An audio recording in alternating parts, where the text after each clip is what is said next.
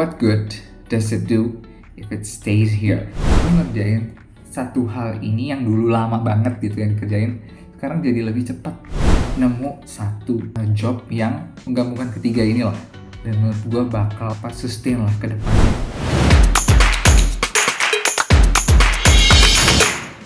Halo Barudaks. Oke, kembali lagi bersama Eksi Belajar Ngomong. Hari ini day ke-28. Wah, gak kerasa udah 28 episode. Cool. Oke, hari ini gue bakal balik lagi buat ngasih unjuk opini gue. Dan hari ini yang mau gue angkat adalah 3 hal atau 3 subjek yang menurut gue pribadi ya, sangat penting ada atau sangat penting untuk dipelajari di detik ini juga pokoknya ya. Dan sekarang emang gue lagi melajarin ketiga-tiganya gitu. Dan nanti di akhir gue juga bakal ngasih tahu satu prospek kerja atau karir yang align juga sama ketiga hal ini. Dan yang pastinya will emerge. I think it will emerge from that, dan bakal banyak banget peluangnya gitu. Oke, start dari yang pertama. Nah, yang pertama mungkin ya seperti yang kalian tahu, dari awal gua udah ya sambil nunjukin lah ya, dengan gue membuat video ini adalah gue belajar skill ini yang pertama. Jadi adalah communication skill. Yes, communication di sini tuh nggak cuma public speaking ya, tapi juga komunikasi ya dimanapun itu gitu.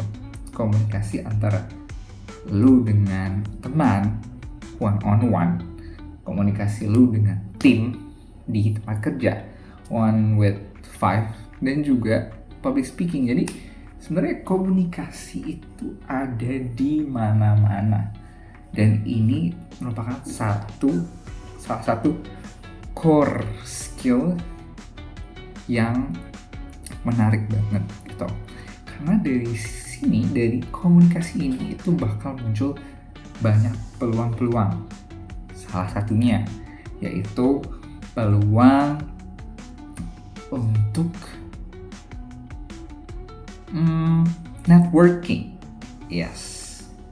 Dimana lu kalau bisa komunikasi, networking, meyakinkan orang bahwa lu adalah network yang oke, itu buat dia juga.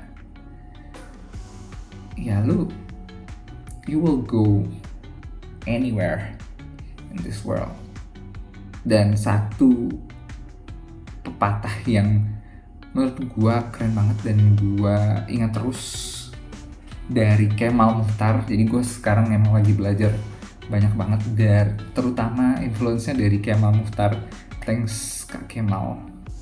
Jadi pepatahnya itu adalah, what good does it do if it stays here? Yes. Jadi apa sih baiknya, apa bagusnya gitu kalau pikiran lo yang keren itu, yang mantep itu, pokoknya pikiran lo yang bahenol itu cuma stays here di otak lu aja dan nggak lu keluarin tuh.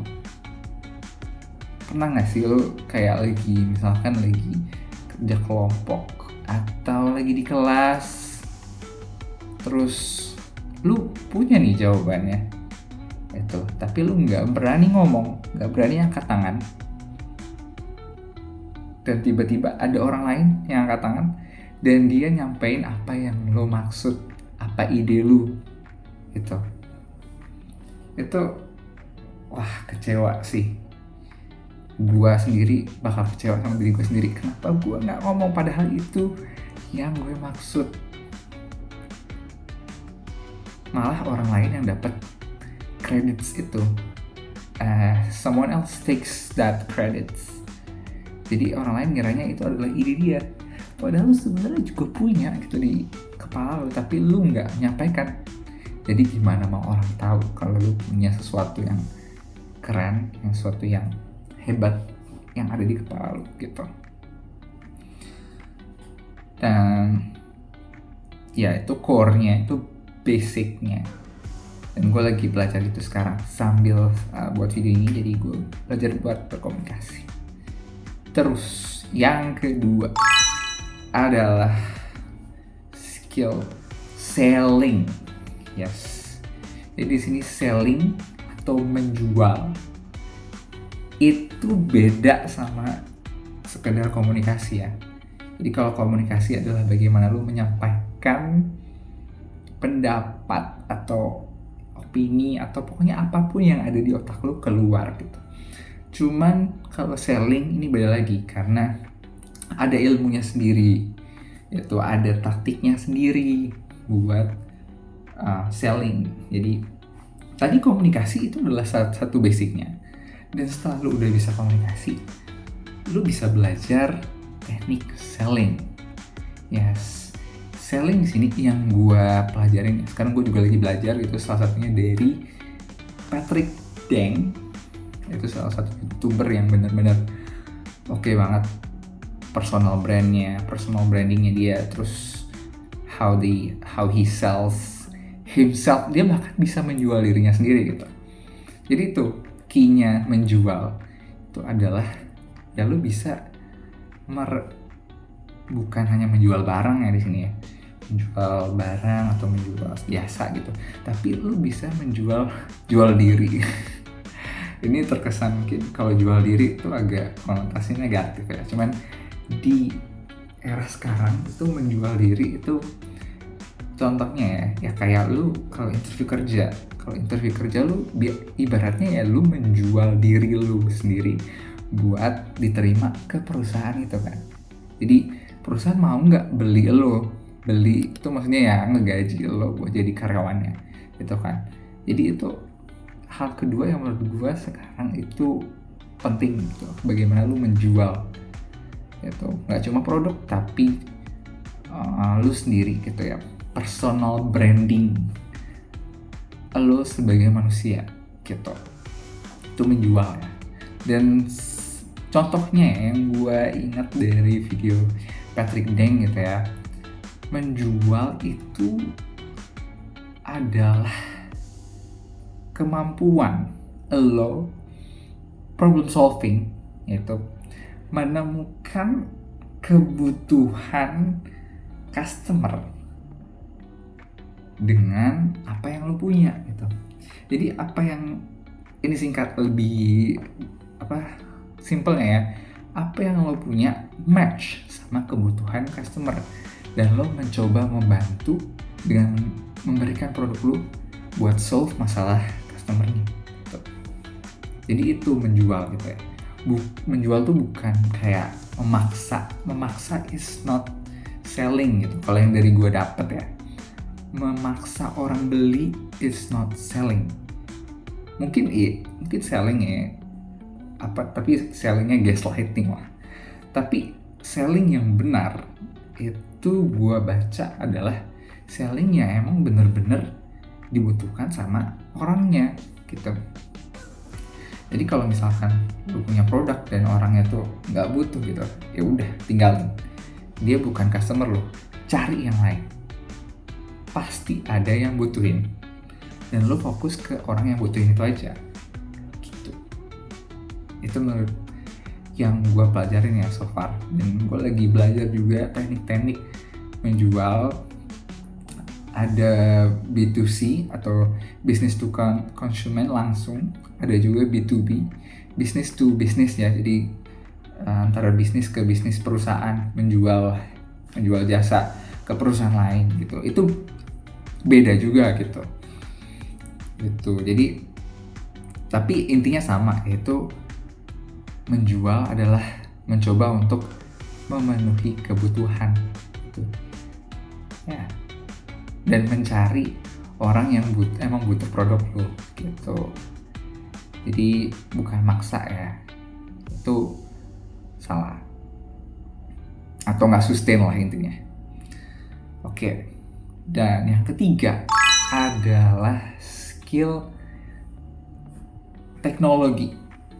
Yes, pokoknya melek teknologi gitu. Jadi gue emang sekarang juga lagi tertarik banget tuh teknologi, penggunaan AI dan semacamnya itu ya. Nggak cuma AI sih, maksudnya kayak teknologi kayak HP terbaru, aplikasi terbaru, atau ya tools yang bisa digunakan lah intinya, atau misalkan kamera terbaru, teknologi yang bikin semuanya jadi lebih mudah gitu. Jadi tidak bisa dipungkiri juga sekarang ini emang kita tuh lagi ada di, kalau gue baca ya di bukunya Sapiens, itu masa kini dan masa lalu itu berbeda. Dan bedanya di mana itu di kecepatan orang, kecepatan environment berubah, dan juga apa ya, jadi ibaratnya gampangnya gini, dulu lu ngerjain satu hal itu mungkin bisa lama gitu ya, tapi sekarang lu ya ibaratnya karena teknologi, lu ngerjain satu hal ini yang dulu lama banget gitu yang dikerjain, sekarang jadi lebih cepat gitu. Dan jadi ya emang dari buku Sapiens itu dibilang kalau misalkan sekarang pekerjaan jadi kayak ibaratnya hustle, istilahnya lu ngerjain lebih banyak dari sebelumnya gitu.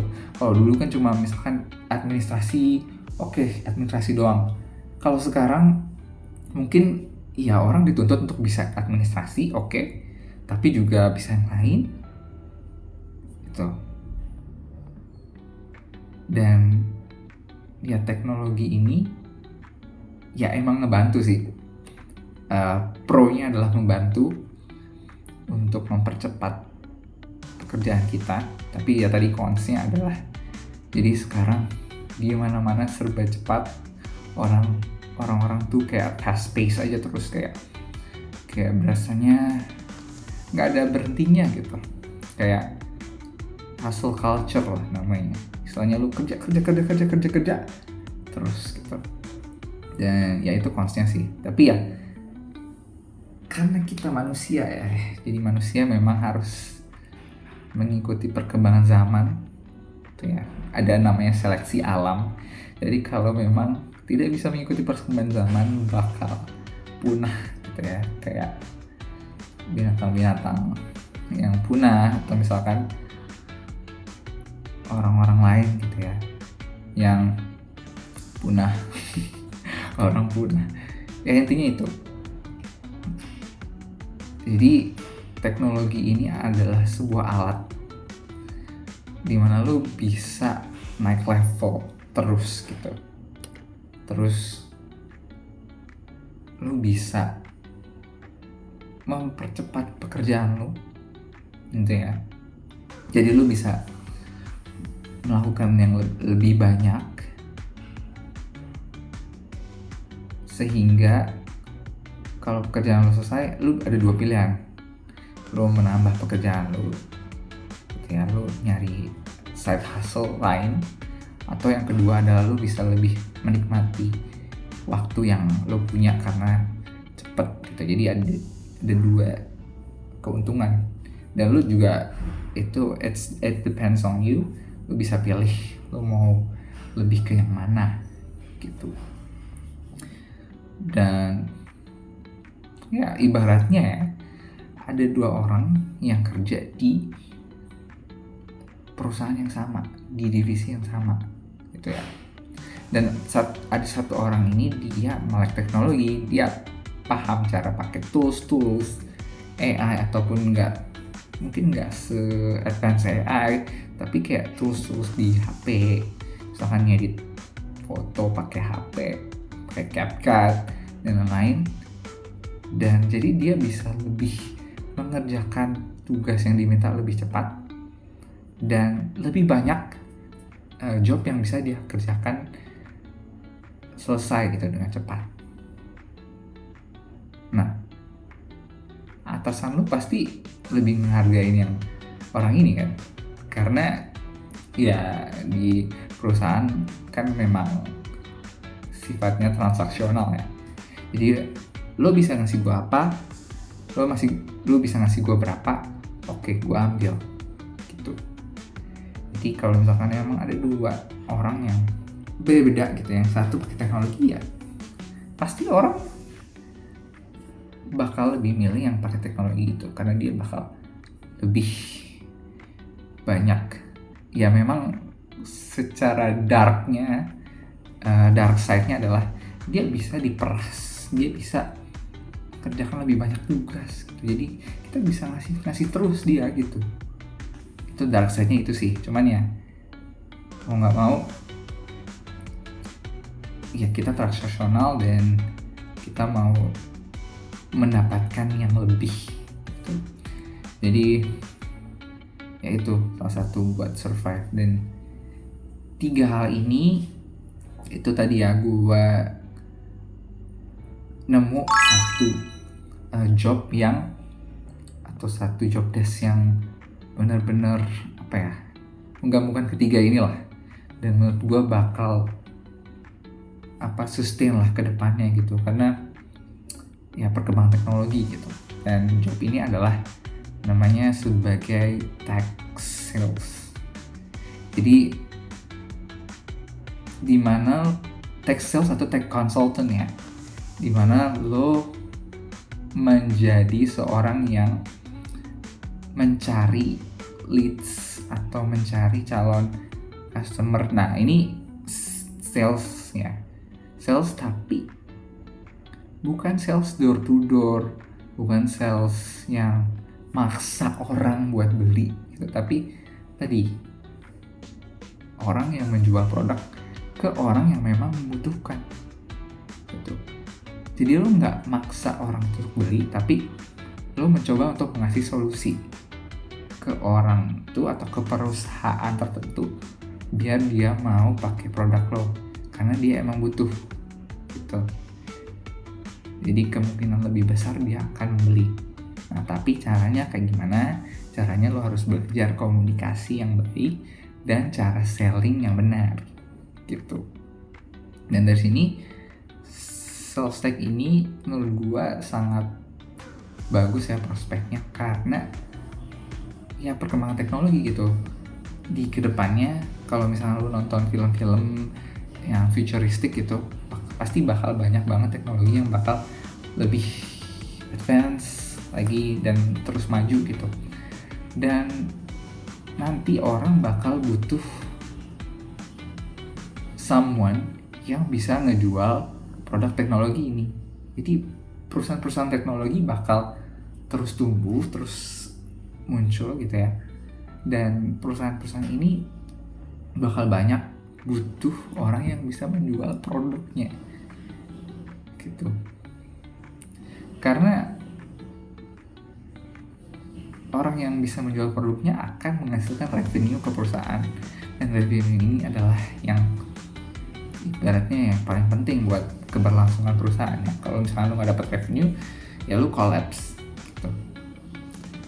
Jadi job ini adalah job yang dibutuhkan, yang menurut gua akan sangat dibutuhkan ke depannya gitu ya, buat orang yang memang mungkin nggak advance banget lah dengan teknologi gitu. Jadi ya memang kalau misalkan jadi IT gitu terus ngoding ya bakal dibutuhin juga gitu. Cuman ini salah satu job yang menggabungkan 3 tadi, dan menurut gue menarik dan menurut gue bisa dilakukan oleh banyak orang gitu, asal mau belajar. Yes, udah hampir 20 menit waktunya, tapi ya intinya itu yang mau gue sampaikan. So yeah, thank you for watching. I hope you guys found something lah yang bisa dimasukin ke otak dan hati. Bye.